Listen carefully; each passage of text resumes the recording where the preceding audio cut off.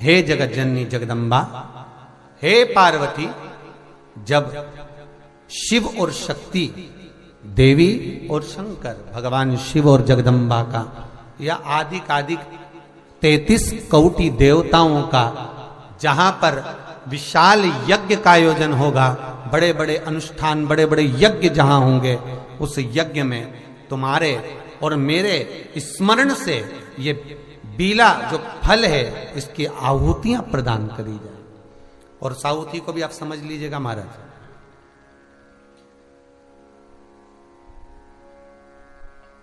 एक वो भी आप समझ लें कि जैसे अष्टमी तिथि या नौमी तिथि किसी भी महीने की,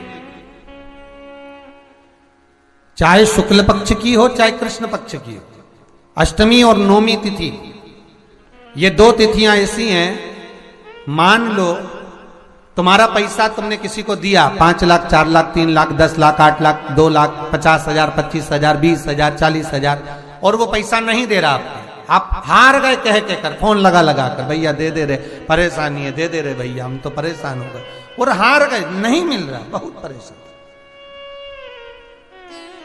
तो महाराज किसी भी अष्टमी या नौमी तिथि के दिन आप मां जगत जननी जगदम्बा का शिव के साथ में, शिव शक्ति का स्मरण कर कर देवी के नाम की 9 आहुतियां, सूखे बीले की, मतलब बीला जो सूख चुका है, फल जो सूख चुका है, उसकी 9 आहुतियां अग्नि में शंकर और सती के नाम से, शंकर और शिव के नाम से समर्पित करें।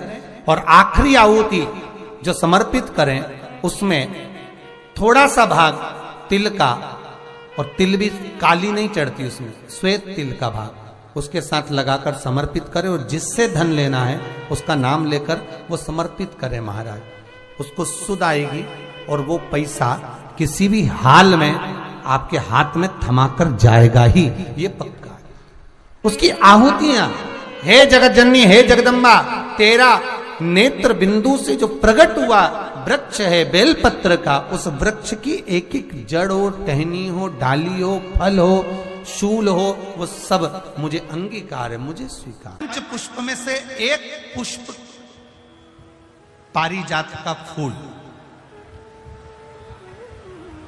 जिसको हार श्रृंगार का फूल भी कहते हैं, जिसको शिडली का फूल भी कहते हैं, पारिजात, हार श्रृंगार।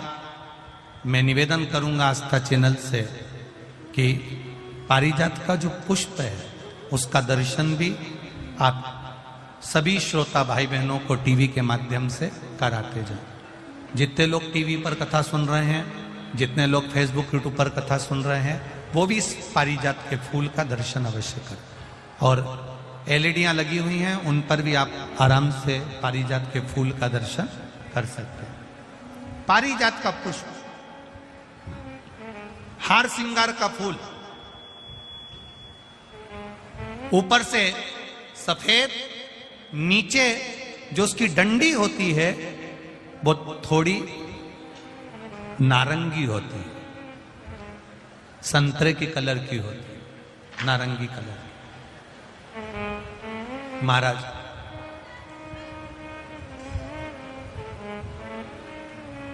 रात्रि में खिलने वाला ये फूल, रात्रि में जो फूल खिलता है ये पारिजात का, और हार श्रृंगार का जो ये पुष्प है, जिसको हार श्रृंगार भी कहते हैं, पारिजात भी कहते हैं, और कहीं कहीं इसको शिडली का पुष्प भी कहते हैं। ऊपर से सफेद होता है, नीचे उसकी जो डंडी होती है वो नारंगी कलर की होती है। शिव कथा कर रही है,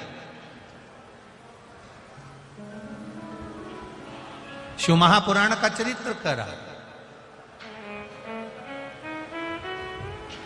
जिस समय पर संतान की प्राप्ति नहीं होती या किसी कारणवश, किसी कारण से हमारे यहां वंश की वृद्धि नहीं होती, तब देवाधिदेव महादेव की आराधना पारिजात के फूल से करी जाती है। अब उस पुष्प को चढ़ाने का एक तरीका है। जरा ध्यान दीजिएगा, पंच पुष्प शिव महापुराण की कथा आप लोग सुनने के लिए बैठे हो, बड़ी आस लगा कर बैठे हो, उसको समझिएगा। पारिजात का जो फूल शिव जी को चढ़ता है, भगवान देवादिदेव महादेव को चढ़ता है, जैसे ये शिवलिंग है, मान लो ये शंकर भगवान का शिवलिंग है, ये जलाधारी है, ये जल नीचे गिरने का स्थान। आप लोगों ने पहले कथा सुनी है ना सबने, आपको सबको मालूम होगा। राइट में गणेश जी का स्थान, लेफ्ट में कार्तिकेय का स्थान, बीच में अशोक सुंदरी की जगह। जहां पर यह शिवलिंग रखा है वो माता पार्वती जी का हस्त कमल, शिवलिंग के रूप में, शंकर भगवान के रूप में यह शिवलिंग है। ऊपर से जो एक एक बूंद जलाधारी नीचे गिरती है वो शंकर भगवान की 5 लड़कियां, जया, विषहरा, शामली बारी, दौतली और देव, ये शंकर जी की 5 बेटियां हैं। वंश वृद्धि के लिए, कार्य सिद्धि के लिए, वैभव प्राप्ति के लिए, या अपने हृदय की सुख समृद्धि के लिए, संतान प्राप्ति के लिए पारिजात हार श्रृंगार के फूल की शिव जी को आराधना होती है। हार श्रृंगार का जो पुष्प होता है, अशोक सुंदरी वाली जगह पर हम पारिजात के पुष्प को समर्पित करते हैं। उसकी डंडी का जो मुख है वो शिवलिंग की ओर होता है जब हम अपना सुख सुंदरी पर चढ़ाते हैं, और फूल का मुख इधर होता है। वापिस उसी पारिजात के पुष्प को उठाकर हम माता पार्वती जी के हस्त कमल पर, जो गोल हस्त कमल है, वहां समर्पित करते हैं। उस जगह पर माता पार्वती जी की ओर से जो पुष्प समर्पित किया जाता है, उसकी डंडी पारिजात की हमारी ओर होती है, पुष्प का मुख महादेव की ओर होता है। तीसरी जगह जब हम पारिजात के पुष्प को अशोक सुंदरी पे से उठाकर जगत जननी के हस्त कमल पर रखते हैं, हस्त कमल पे से उठाकर देवादिदेव महादेव के शिवलिंग पर रखते हैं, उस समय पर पारिजात के पुष्प की डंडी शिवलिंग के ऊपर होती है और फूल का मुख अपनी ओर होता है। इस जगह पर पारिजात के पुष्प की डंडी के केसर से ही महादेव को त्रिपुंड लगाया जाता है और महादेव से प्रार्थना करी जाती है। अब पारिजात के फूल का केसर कैसे बनाना है वो भी एक बार आप लोग अच्छे से समझे। जैसे मान लो अभी पारिजात का तो फूल यहां पर नहीं है, पर आप टीवी पर दर्शन कर रहे होंगे। पारिजात पुष्प की जो पीछे की डंडी होती है, फूल सफेद और पीछे जो डंडी होती है नारंगी कलर की, केसरिया कलर की, उसको तोड़ लिया जाता है। तोड़कर ऐसी 25-50 फूल की पीछे की डंडी को तोड़कर उसको रख दिया जाता है। उसको धूप में नहीं सुखाते, केवल घर में उसको एक कटोरी में या थाली में रख दो, वो धीरे धीरे सूख जाएगा। सूखने के बाद उसको पीस लो, पीसकर उसका चंदन तैयार हो जाएगा पारिजात फूल की उस डंडी का। और जिस समय वंश के लिए, सिद्धि के लिए, कार्य सिद्धि के लिए या वैभव प्राप्ति के लिए हम पारिजात का पुष्प देवादिदेव महादेव को समर्पित करते हैं, उस समय इसी को पानी में घोलकर देवादिदेव महादेव को जब आप लगाएंगे तो जैसे केसर घुलती है, केसर का जैसे कलर होता है, केसर जैसी सुगंध करती है, वैसे की वैसे ही ये पारिजात की जो डंडी आप लोगों ने सुखाई है, वही डंडी का जो चंदन बनाया है, शिव जी को लेपन करा है, उस समय पर अपने हृदय की बात आपने जो देवादिदेव महादेव को कही है, बस वही सुगंध हमारे जीवन में आना प्रारंभ हो जाती है। वो पारिजात हार श्रृंगार श्रंभेश्वर महादेव जो नाम है,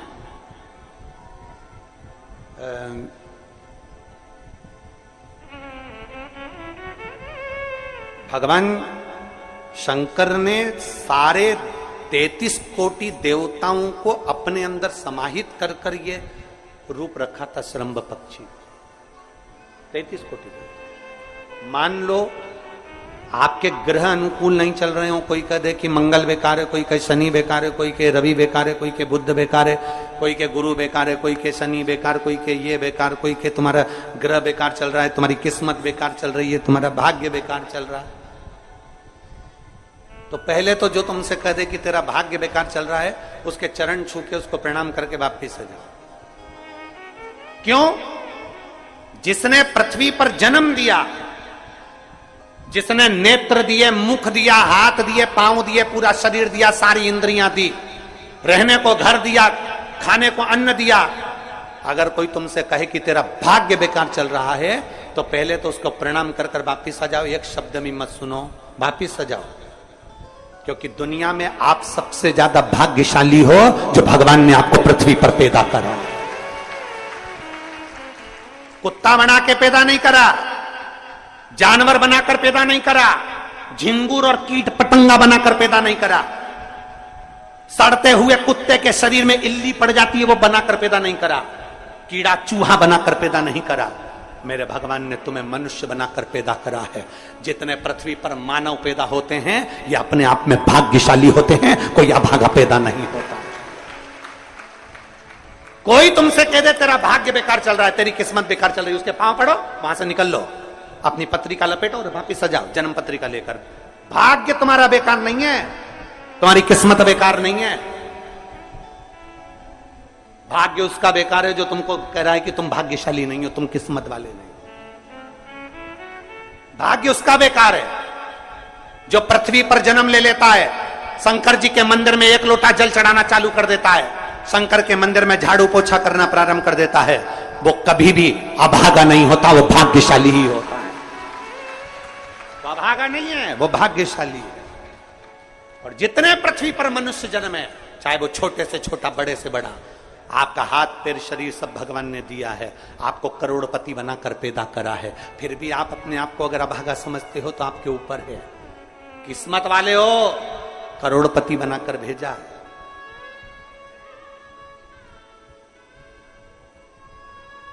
कुत्ता 1000, 10,000, 20,000, 25,000, 50,000 में बिकता है। तुम्हें तो भगवान ने 2-2 किडनी दिए, अभी बेचिए 20-20 लाख में, यूं बिक जाएगी। भगवान ने नेत्र दिए 50-50 लाख में, अभी बिक जाए 5 लाख में। एक एक शरीर भगवान ने कीमत वाला बनाकर भेजा है। किसी डॉक्टर के पास बैठना और पूछना कि कौन से अंग की कितनी कीमत होती है, वो डॉक्टर बता देगा कि तुम्हारे शरीर की क्या कीमत है। और उसके बाद भी कहते हो कि हम अभागे। बताने वाला कह देता कि तुम भाग्यहीन हो, तुम भाग्यशाली नहीं हो, तुम किस्मत वाले नहीं हो। वहां से पत्रिका उठा चल दो, कहते मेरे बाबा ने मुझे भाग्यशाली बनाकर भेजा है। और अपने हाथ में वो बल होता है कि आप स्वयं इतनी मेहनत कर कर आगे बढ़ सकते हो कि अपने आप किस्मत वाले बन सकते हो।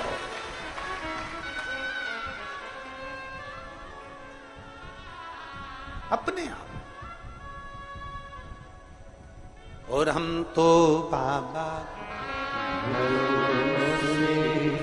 चलते हैं। आप स्वयं भाग्यशाली हैं, आप स्वयं किस्मत वाले हैं। कोई कैसे कहते तुमको कि तुम अभागे हो? ना ना, हमारे बराबर भाग्य नहीं है किसी का।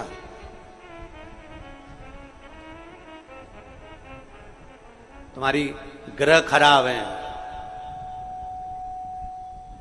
तुम्हारे ग्रह खराब है। संभेश्वर महादेव का नाम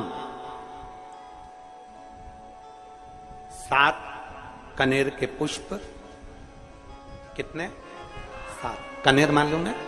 ये रोड पर जो जाते हो डिवाइडर में पीला पीला फूल लंबा, जो कि पशु पक्षी कोई नहीं खाता, जहरीला फूल माना जाता है। कनेर के 7 फूल, एक बेलपत्र। जिस समय पर कनेर का फूल बेलपत्र के साथ चढ़ाया जाएगा तो 7 कनेर के पुष्प सीधी बेलपत्र पर आपको रखना। 2-3 प्रदोष कर कर देखना। अगर कोई आपसे कहे कि आपका भाग्य ठीक नहीं चल रहा, आपकी किस्मत ठीक नहीं चल रही, आपके ग्रह ठीक नहीं चल रहा है, आप भाग्यशाली नहीं हो, पहले तुम वहां से उठ जाओ। उसके बाद में देवाधिदेव महादेव के पास 7 कनेर के पुष्प एक बेलपत्र में रखकर नंदीश्वर के पास में बैठकर श्री शिवाय नमस्तुभ्यम बोलकर अशोक सुंदरी वाली जगह पर स्पर्श कराकर भगवान शंकर पर सातों फूल के साथ बेलपत्री की डंडी अशोक सुंदरी की साइड हो, ऐसा स्मरण करते हुए शिव को समर्पित कर दे। वही बेलपत्री 5 बार नमः शिवाय या पंचाक्षर मंत्र, षडाक्षर मंत्र या श्री शिवाय नमस्तुभ्यम बोलकर वही बेलपत्री 3 प्रदोष, 4 प्रदोष, 5 प्रदोष, 2 प्रदोष, जितने प्रदोष आप चढ़ा रहे हैं प्रदोष काल में, वो बेलपत्री लाकर अपने कक्ष में अपने पूजन वाले स्थान पर रखते जाओ। एक बेलपत्री एक प्रदोष पर लाओगे, अगला प्रदोष आएगा, कितना अंतर पड़ता है आपके भाग्य बदलने में, आपको खुद मालूम पड़ जाएगा कि आपकी किस्मत कैसे बदल गई। मेहनत आपको करना है, परिश्रम आपको करना है, लगन आपको लगाना है, और बेलपत्री और कनेर का पुष्प शिव को चढ़ा। महाराज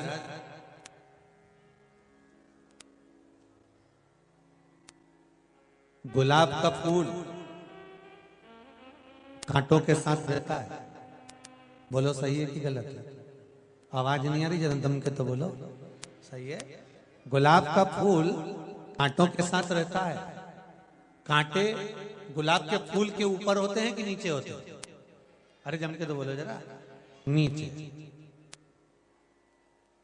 कांटे कहां पर है? गुलाब के फूल के नीचे। गुलाब के फूल के ऊपर कांटे नहीं, कांटे नीचे हैं। पर कभी गुलाब के फूल ने यह विचार करा कि कांटे नीचे हैं तो एक बार मैं उनको झांक कर देखूं। कभी गुलाब ने ये विचार करा कि कांटे नीचे की ओर हैं, मैं उनको जरा झांक कर देखता हूं कि कांटे मुझसे क्या कर रहे हैं, कांटे क्या विचार कर रहे हैं, कांटे का क्या मन है। तो ये विचार कांटों का कभी आपने विचार किया? गुलाब ऊपर है, कांटे नीचे हैं, और कांटे नीचे ये विचार करे गुलाब का फूल कि ये कांटे नीचे हैं तो मेरे को ये चुभ रहा है कि नहीं चुभ रहा है, मैं इनको ध्यान दूं कि नहीं दूं, करूं कि नहीं करूं, क्या बोलूं इनको। तो गुलाब ने ये विचार नहीं करा। गुलाब तो और आगे की ओर बढ़ता गया, बढ़ता गया, बढ़ता गया, बढ़ता गया, और कांटे नीचे की नीचे रह गए। गुलाब आगे बढ़कर टूट कर मेरे भोलेनाथ जी के चरणों में चला गया। गुलाब टूटा और शिव के चरणारविंद में, गुलाब टूटकर भगवान शंकर के चरणारविंद में पहुंच जाता। उस गुलाब को कोई मतलब नहीं कि कांटे क्या कह रहे हैं, कांटों का क्या भाव है, कांटों का क्या क्रम है, कांटों की क्या परिभाषा है, उसको मतलब उसको तो केवल एक मंजिल तक पहुंचना है। और एक आपसे भी निवेदन है, बाबा के दरबार में भगवान कुबेर भंडारी की इस पावन धरा पर आप लोग आए हैं, एक निवेदन करूंगा, आप जितनी देर इस कुबेर भंडारी की भूमि पर रहें, बैठें, बाबा से एक निवेदन कर कर जरूर जाना कि बाबा बहुत सुना था इसलिए तेरी धरा पर आए। और ईमानदारी की बात कहूं, 3 दिन पहले से लोग इस पंडाल में जगह संभाल कर रात दिन जाग कर बैठे। 3 दिन हो गए। कितने दिन हो गए? 3 दिन पहले से लोग जगह संभाल कर और धूप क्या, तपन क्या, कुछ अभी भी कितने लोग धूप में बैठे हुए हैं। कोई रोड पर बैठा हुआ है, कोई कहीं बैठा, कोई छज्जे में बैठा है, कोई सीढ़ियों पर बैठा हुआ है। कितना कितना त्याग है, कितनी तपन है।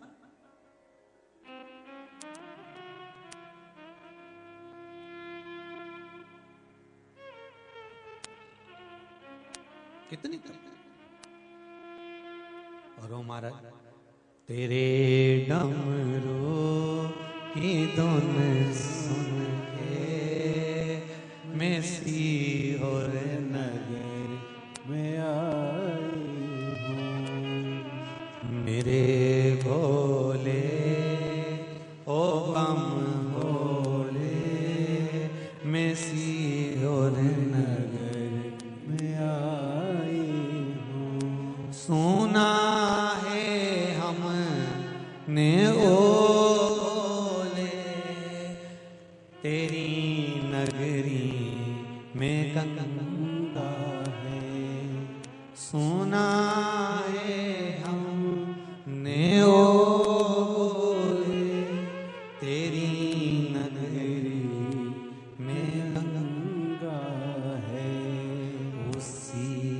गंगा को नहाने को मैं काशी नगरी आई हूँ। उसी दर्शन को पाने को मैं सीहोर नगरी में आई हूँ। भगवान शिव की कथा कर रहे हैं। आपका विश्वास, आपकी प्रबलता, आपका जो कहा ना कि सुई चुभेगी फूल में तब माला बनेगी, तब भगवान के पास जाएगी। चंदन पत्थर पर घिसाएगा तब भगवान के मस्तक पर लग पाएगा। और संसार में आने के बाद में मनुष्य जब संसार के तपन से तपता है तब जाकर निखर कर भगवान का हो पाता है। कोई साधारणता में हो जाएगा? जब तक निखरेगा नहीं तब तक वो परमात्मा का होगा। उसका निखरना जरूरी है। महाराज, जितने आप अंदर हो इस ग्राउंड में, उससे ज्यादा बाहर है ग्राउंड में, उससे ज्यादा रोड पर है ग्राउंड। और जितने रोड पर ग्राउंड में है उससे ज्यादा सीहोर में ग्राउंड में है। और जितने सीहोर में ग्राउंड में है उससे ज्यादा टोल टैक्स पर ग्राउंड में है। जितने आप आए,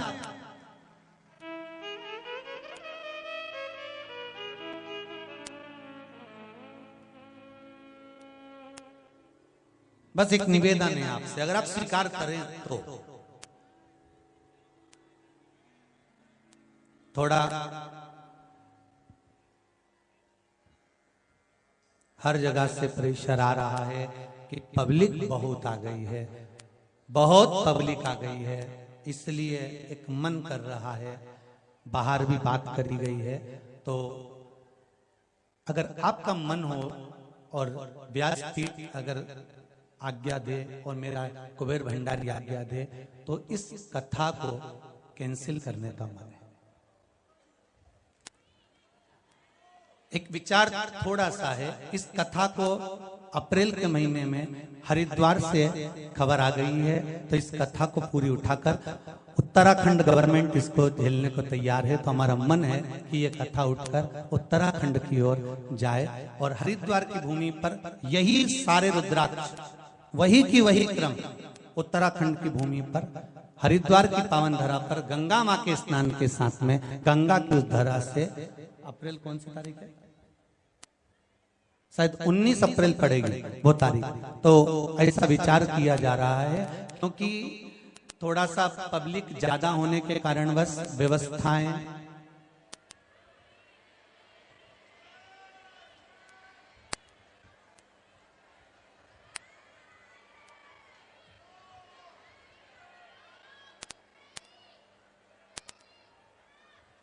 शंभु शरणे मांगू घड़ी रे घड़ी दुख काटो दया करी न दर्शन आपो। पर एक बात कहें आप लोगों से, अगर आप स्वीकार करें तो हृदय की बात कहें, सुबह से लेकर अभी तक आपने एक अन्न का निवाला नहीं खाया, ऐसी दशा, और आप लोगों की जो फंस फंस कर बैठे हो ऐसी दशा हमसे देखी नहीं जाएगी। मेरा देवाधिदेव महादेव इसको स्वीकार नहीं करेगा। तो आप सबसे एक निवेदन रहेगा, आज कथा विराम होगी, रुद्राक्ष उत्सव करा है, एक दुख है मेरे को जीवन का, शायद मैं व्यवस्था करने में कमी रह गई होगी, पर आज इस व्यासपीठ से उठकर आप मेरे माता और पिता की जगह पर हो। मैं हृदय से कहूंगा कि ये वाली कथा तो मैं नहीं करूंगा, इस कथा को मैं हरिद्वार तक लेकर जाऊंगा। आप लोगों ने बहुत दूर दूर से पंजाब, हरियाणा, झारखंड, उत्तर प्रदेश, ना जाने कहां कहां से खूब किराया लगा कर आए हो इस बेटे के लिए। क्षमा चाहता हूं, विनय करूंगा, क्षमा चाहूंगा कि मैं आप लोगों को धूप में या भूखा यहाँ नहीं देख सकता, इसलिए प्रयास करूंगा कि इस कथा को कहीं और जाकर बहुत विशाल रूप में और अधिक मात्रा में करने का प्रयास करूंगा। पूर्ण तरह से ये मन बनाया गया है आप लोगों की सुरक्षा के लिए, आप लोगों की व्यवस्था के लिए। बाबा कृपा करेगा, शिव बाबा कृपा करेगा और प्रयास करूंगा कि सीहोर नगर में अब इतने विशाल रूप में आयोजन नहीं कर पाऊंगा, करूंगा तो बाहर जाकर करूंगा। हर हर महादेव।